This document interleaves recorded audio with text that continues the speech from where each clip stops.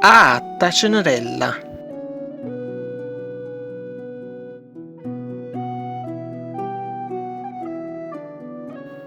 C'è stava una volta un signor ricco che teneva una figlia nome Zuzzolla. La mamma di Zuzzolla era morta e la voglia non si sentiva sempre sola in la villa. L'unica cosa che la faceva felice era quando la maestra di cucina Carmosina veniva alla villa per imparare. Era veramente brava per Zuzzolla e la trattava come una figlia.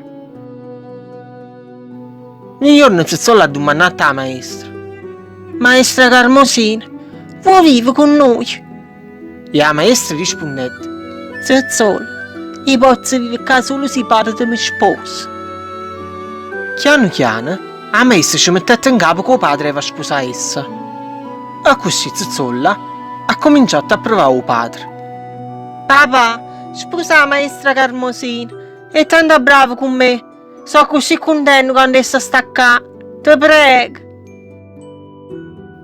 E alla fine il padre, per accontentare la figlia, si è sposato per la maestra. A sera del matrimonio, una colomba si è avvicinata a Zuzzolla e ci dicette: «Olla, se tiene bisogno, chiamami con una formula magica e io apparo immediatamente. Non arriva a nessuno, solo le persone che ti fidi». Zuzzolla facette tesi per capo e la colomba se ne jette. A dopo il matrimonio, la maestra dicette al padre Zuzzolla che teneva 6 figlie: Imberia, Calamita, Fiorella, Diamante, Colombina e Pasquarella. Ma il marito ci dicette: «Io tengo già una figlia. Tu ti occuperesti, capito?» O giorno dopo, Carmosina dicette a Zuzzolla, chiagnendo: «Zuzzolla, io ti voglio bene assai, ma voglio bene pure i figli miei. Ma padre non ne vuole far stare con me». Allora Zuzzolla gli atterrò il padre per ci domandare se voleva far stare i figli della maestra a villa. Ma essa dicette no.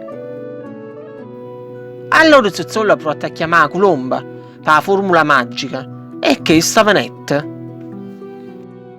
A guaglione cercato da domandare se poteva far cagnare idea al padre e che sta dicette: «Zuzzolla, posso solo fare cose che la persona che mi chiede desidera per tutto il cuore. Questo non è un desiderio tuo. E ricordati che io posso venire solo una volta per i cristiani e una volta che già fatto qualcosa nessuno la può far cagnare». Zuzzolla quindi ricette alla maestra la formula e la maestra ha recitato. La colomba venette e la maestra ha domandato: «Io voglio che il marito mi vuole bene pure i figli miei».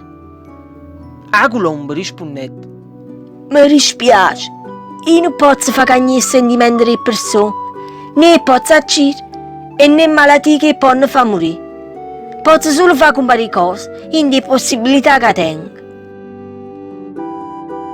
Allora Carmosina, ingazzata nera e imperiosa, ha domandato: «Voglio che il marito mi si scorda per sempre la figlia Zuzzolla». La colomba facette e il padre Zuzzolla si scordate la figlia.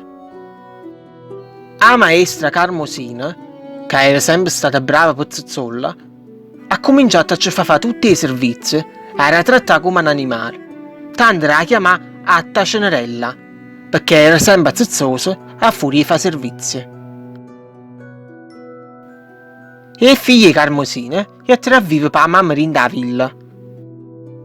Un giorno, il padre aveva parte per la Sardegna, in nave per affari, e prima che partette, Cenerella ricette al padre la formula magica della colomba, dicendo: «Padre, o saccio che voi non vi ricordate di me, però se tenete bisogno dicete che è la formula, vi raccomando». Subito dopo, il padre partette e facette tutto quello che teneva da fare. Essi decidette di accattare 7 vestiti pregiati, uno per la moglie e 6 per i figli ressa. Quando stava tornando, una tempesta facette accapputtare la nave, ma il padre si riuscette a salvare, arrivando in coppa un'isola piccerella. Non sapeva che era fare Allora il padre si è ricordato la formula che ha fatta Cenerella, c'era imparata, e la ricetta. A colomba, venette, e essa ci ha domandato se poteva avere una nave meglio. A colomba ci ha retto, e subito pisse chi rette, sette dei vestiti più pregiati del mondo, e a colomba ci rette. A colomba ha domandato se voleva coccata cosa, e essa ricette no. Allora la colomba ricette. Non pensi che ti stai scordando di coccorone? Chi ti ha detto la formula magica e mi ha fatto venire a te? Non pensi che ci sarà qualcosa? E il padre rispondette. Tieni a ragione, ma che ci posso portare? Allora la colomba ci ricette. Goppa a stisole, c'è sta una rotta ingandata. Vieni con me che te la faccio vedere. La colomba ha portato la rotta e ci ricette. Pigli chilo d'attere magiche e portala a Cenerella e dici che ha da piantare. Capito? Essa ricette sì e partette. Quando è arrivata alla villa, il padre rette vestita la moglie e i figli, che rimanettero ingandati. E rette o dattero a Cenerella, dicendo che aveva che andare. La moglie e i figli si mettettero a ridere, ma Cenerella facette quello che c'era detto il padre. A dopo pochi tempo, la pianta crescette, fino a diventare alta quando a Cenerella. Un giorno il principe del paese organizzato un ballo in maschera perché si aveva sposato e quindi tutti i guaglioni del regno erano invitati. E così Carmosina e i figli si prepararono e si incamminarono per il castello. Allora Cenerella chiamata la colomba che venette subito e ci dicette: «Volei sa così assai io ballo? Ma può preparare per più belle cose del mondo per fare io ballo come si deve?» E la colomba immediatamente ci facette avere i vestiti più belli del mondo, una maschera per diamanti e prete preziose e scarpe e pure cristalli per la misura giusta soia.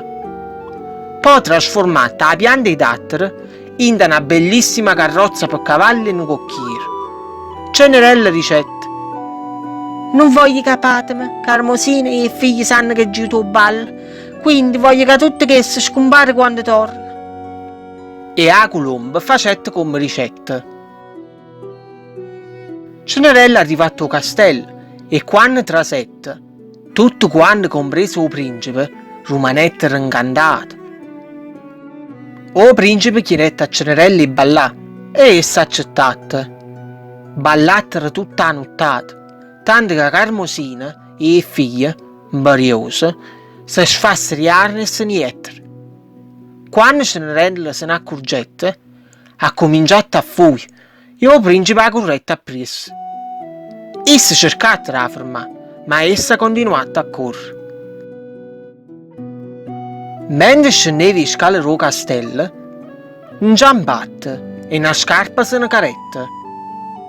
Il principe ha accogliette e cercate di fermare, dicendoci che aveva perso una scarpa, ma Cenerella ha continuato a correre fino a che non è arrivata alla carrozza e se ne jette. Fortunatamente è arrivata a casa prima di Carmosino, padre e figli, e scomparette tutte cose, tornando come a prima. O giorno dopo, il re, per ordine dei figli, ricetta a tutto il regno che tutti i guaglioni erano invitati al castello per il matrimonio del principe. Tutti i guaglioni arrivattero per famiglie e il principe ha cominciato a fare provare scarpette e cristalli a tutti i guaglioni. Tutti i guaglioni provattero la scarpa, ma nessuno ci trasette. Il principe non sapeva che era fare, quando il marito di Carmosina ricette: «Io tengo nata figlia, che non è potuta venire. Che ricitaggio fa venire?» Il principe ricette sì, e Carmosina rispondette: Ma noni, perdite solo tempo. Non può essere, lasciate stare. E il principe rispondette: «Ma ti porta qua immediatamente, se no vi faccio imprigionare.» Allora Cenerella venette portato al castello. Quando il principe ordinato di provare la scarpetta, questa ci trasette perfettamente e tutte ci rimanettero. Allora il principe dicette: Mo sa come il tuo patrimonio. Inginocchiatevi annanzi a me e alla nuova regina vostra.